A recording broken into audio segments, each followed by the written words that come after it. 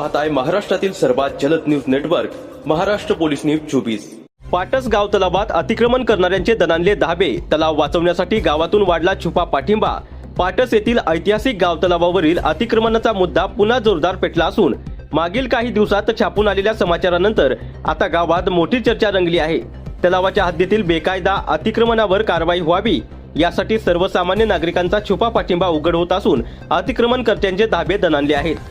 गावात आणि 28 वाड्या वस्त्यांत नागरिकांमध्ये एक प्रकारचा असंतोष निर्माण झाला असून गावाचा जीव असलेल्या तलावावर मुठभर लोकांची गंडांतरवाढी चालू कशी काय असा सवाल ग्रामस्थ उपस्थित करत आहेत। अनेक नागरिक, शेतकरी आणि युवकांनी प्रशासनाकडे योग्य ती कारवाई करावी अशा सूचक पद्धतीने पाठिंबा दर्शवायला सुरुवात केली आहे।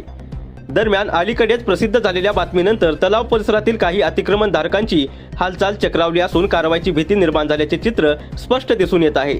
हद्दीची जमीन बळकावणे, भराव नष्ट करून व्यवसाय थाटाने, बोगस कागदपत्रे तयार करून तलाव जमीन दाखवून तिची विक्री व्यवहार करणे असे प्रकार सुरू आहेत।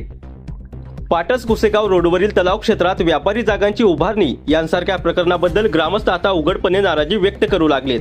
तलाव परिसरातील दूषित सांडपाण्यामुळे तलावाची स्थिती दिवसेंदिवस खालावत चालली आहे। पाणीसाठा कमी होण्याचा आणि भविष्यात तलाव फुटण्याचा धोका असल्याने ग्रामस्थांमध्ये चिंतेचे सावट आहे।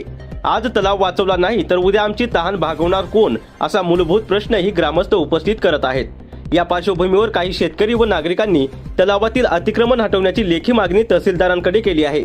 या मागणीची चर्चा गावोगाव पोहोचताच दडपून राहिलेला लोकसमर्थनाचा आवाज छुपा पाठिंब्याने अधिक तीव्र झाला आहे।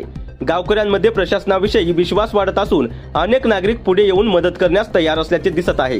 पाटस गाव तलावाचा मुद्दा आता विकास, पर्यावरण आणि जलसाठा सुरक्षेचा बनला असून येत्या काही दिवसात मोठी कार्यवाही होण्याची चिन्हे स्पष्ट दिसू लागली आहेत।